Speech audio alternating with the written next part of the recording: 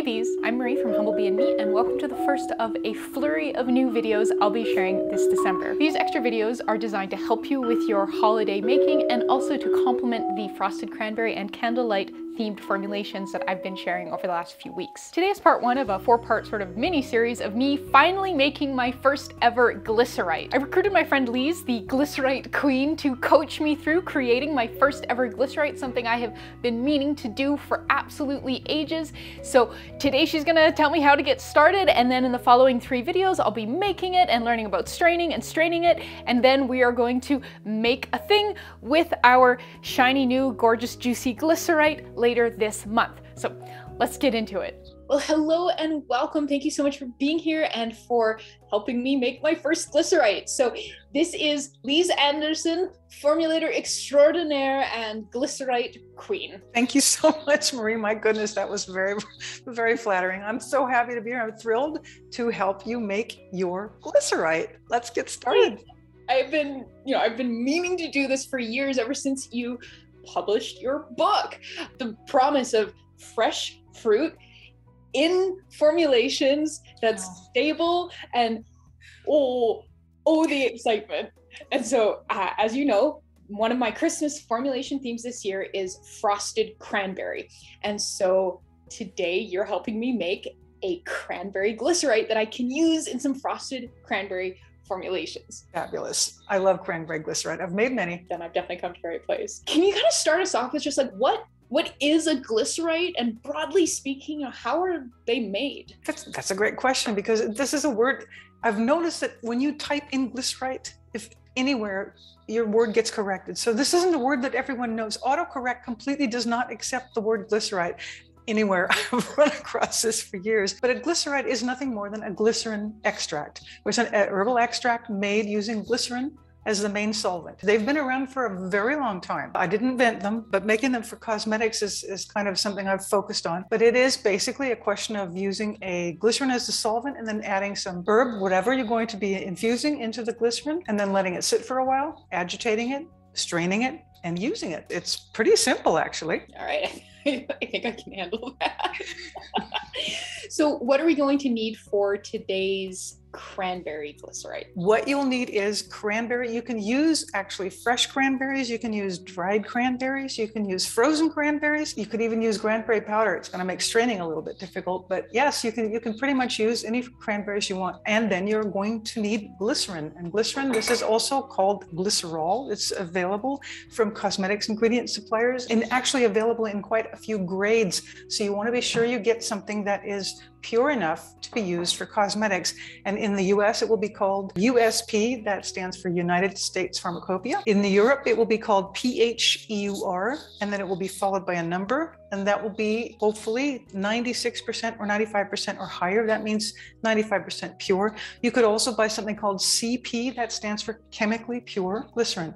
If you are in doubt about where to get it, buy from a cosmetics ingredient supplier, then you know that it's safe to use for cosmetics. Yeah, glycerin I found is one of those ingredients that you can often buy at a pharmacy as well. You can usually get USP glycerin at pharmacies, at least here in Canada. If you run out and you don't have time to wait for a shipment to come, you're gonna have to trot down to the local pharmacy and pick up a small bottle there. This one is actually from a pharmacy, so yes, it's also where I am in Denmark. As long as it's pure, and then you're good to go. All right, so we've got cranberries, we've got glycerin, no preservative. Well, you can actually do a glycerite where you have preservative in there. It's a question of the proportion of the ingredient you're using. And since you can make glycerites with, well, pretty much everything under the sun, you can use fresh herbs, you can use powders, you can use dried things. There's also going to be some water content. There's a little bit of factoring going in there if you want to be sure that you want to get it right every time, because the water content has to be factored in. But today we're going to be concentrating on the cranberries. So yes, you can make with preservative, and that is it better or worse than self-preserving? It's kind of a personal taste thing. And I thought, since we're starting here, instead of worrying about which preservative to use, I thought I'd teach you how to make a self-preserving one. All right. So what are these magic numbers? I'll take some notes. Okay, well, if you want to make a reasonable sized batch, this is going to last you for a while. Let me show you a couple of bottles. I've brought my entire glycerite stock out here. This is made with fresh cherries, but you're going to get a glycerite that's pretty much like this color. I don't know if it's showing up very well here. Beautiful. Okay, yes, it is quite lovely. This is pomegranate. These are 100-gram bottles. That's 100 grams, about 3.5 ounces. The batch you're making, I'm going to give you the numbers for a 200-gram batch. So that's 2 bottles like this. So that's not a huge amount, enough to get going. 44 grams you're going to need of cranberries, fresh cranberries, and then glycerin, 156 grams. That's all you need, these 2 things. If you're doing ounces, 1.6 ounces of cranberries and 5.4 ounces of glycerin. Knowing that this is 200 grams, that would be a 22% cranberry and 78% glycerin. All right, so that's pretty simple. I've got the cranberries in my fridge, glycerin in my studio. What else am I gonna need?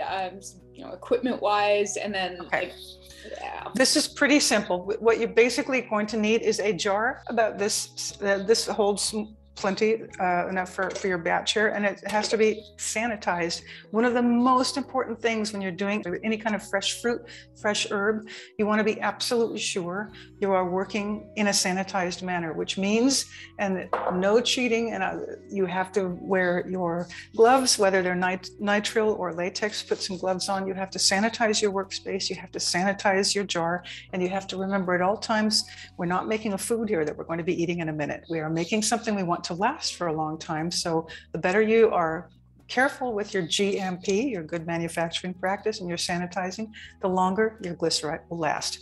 So we are needing a jar. We're going to sanitize that. We are going to put our gloves on. Of course, we need our scale because everything we do here is by weight, and you know this as well as I do. You want what first you're going to do when you're using fresh fruits like cranberries. These have a water content. You're going to want to inspect them. Now, if you're using fresh cranberries, you can pretty much go all the way into detail by bringing out a magnifying glass if your eyes aren't as good as mine used to be.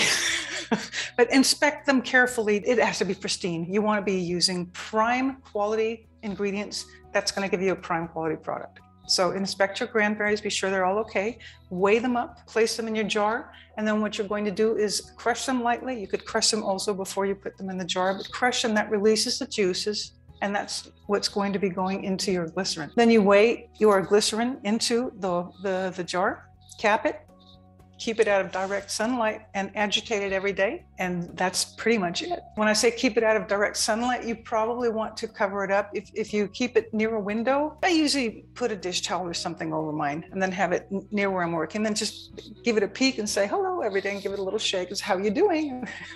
Cover it back up again. A lot of times when you're doing infusions, things will fall to the bottom. It doesn't. In a glycerite, it's going to want to go to the top because there's a water content in your thing. So, and that's not wrong if it does. So when you're agitating, you want to try and get agitated in such a manner that you get, you get things to, they're going to float to the top again anyway, but this is kind of why I keep it out of direct sunlight. Not that that is hugely important, but every little bit helps. In about 5 days, your glycerite will be ready. See, at this time of year, there's not a lot of direct sunlight to be had here. And I know as much as I'm kind of whinging about what it's like here in Calgary, I know in Copenhagen, just as bad. Seriously sun deficient over there. So once this glycerite is done, how long can it last? I have glycerites that generally, and this is a general, that will last around 2 years. You have to store them optimally. You have to strain them optimally, store them optimally. Also, when you're packaging them, putting them in sanitized jars, etc., or bottles, and keep them cool and dark. So I have an ingredients refrigerator for my things, my oils, infusions, and all the glycerite. So if you keep them there, they will last up to 2 years. However, if you are using them in cosmetics, I actually recommend using them within 6 months because the cosmetics you're making them in are also expected to have some shelf life. So that's what I recommend. Is this a do or die thing? No, you can test your way to a lot of stuff. So, I've had glycerites last for a very long time. Again, if you're very careful about the GMP, make sure that everything is clean, etc., and sanitized, your glycerites will last for a very long time. Can you walk us through some of your preferred methods of sanitizing for excellence? Something like this, if you have a dishwasher, a lot of the modern homes do, running a jar like this through the dishwasher is pretty much going to sanitize it very well. Then you have the lid left over. Now there's a couple of possibilities there. You could either place something above before putting the lid on. You want to be sure it's airtight though. The other possibility is boiling water and putting it in, boiling water, emptying, obviously not holding it with your hands while you're doing it. It's very hot, yeah. And then letting air dry, that also will sanitize. And of course you want to sanitize your work surface.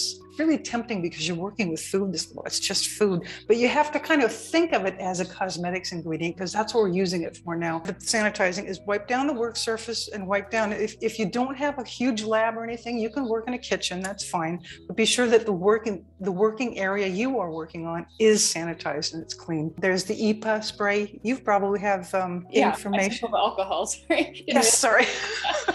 Yes. Yeah. No, I've got lots of isopropyl alcohol and bleach as well. Don't love bleach though, because I'm kind of clumsy and I don't like the potential that I'm going to destroy my clothes by bleaching a little pail. I'm not a big fan of the bleach either, but yeah, I usually work with the isopropyl alcohol. And I've definitely done the boiling water as well. And then sometimes if I'm feeling impatient, want to speed things along, I will set things on a rack in like a 200-degree Fahrenheit oven.